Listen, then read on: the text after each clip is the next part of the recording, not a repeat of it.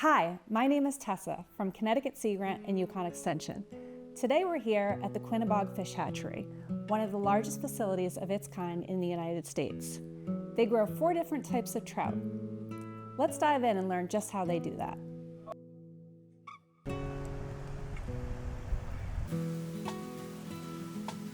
We are a full production system in terms of producing our own eggs to a catchable size trout. So the industry would typically call this egg to plate. We call it egg to catchable size fish because we are releasing these fish into the wild. We have a little over 130 fish tanks, 134 to be exact. We are pumping 12 wells continuously, 365 days a year to provide these trout constant supply of fresh, cool, well-oxygenated water. In our 3 main production areas, we are hand feeding the fish, but in our intermediate rearing building, we are automated through these series of feed hoppers and spinners that are controlled by an intricate computer system.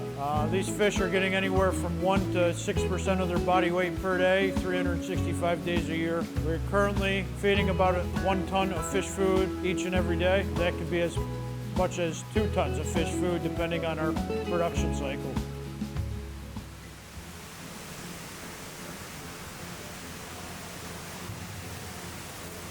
All right, so today we are spawning rainbows. The strain is white sulfurs. First, to begin, we corral them up in the raceway, and then we set up our bins. So our first bin has a mixture of MS-222.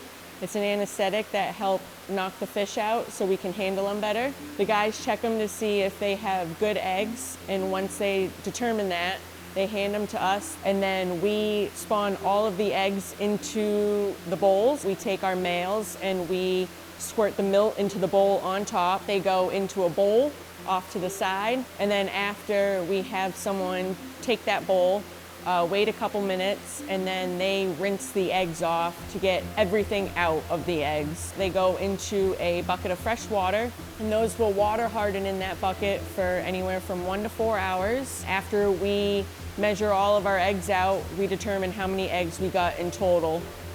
And then after that, we disinfect them with iodine in a bath where they have to sit for 10 minutes, and then they come up and we put them in our incubator trays. So in the incubators, especially for rainbows, once we put them down, we do not handle them or touch the incubators for 18 days. It takes probably about 10 days for them to hatch, and then about another 10 to 12 days on top of that for them to be big enough and healthy enough and their sacs absorbed enough to go into our big tanks, where they will finish out until we can bring them out into our intermediate building.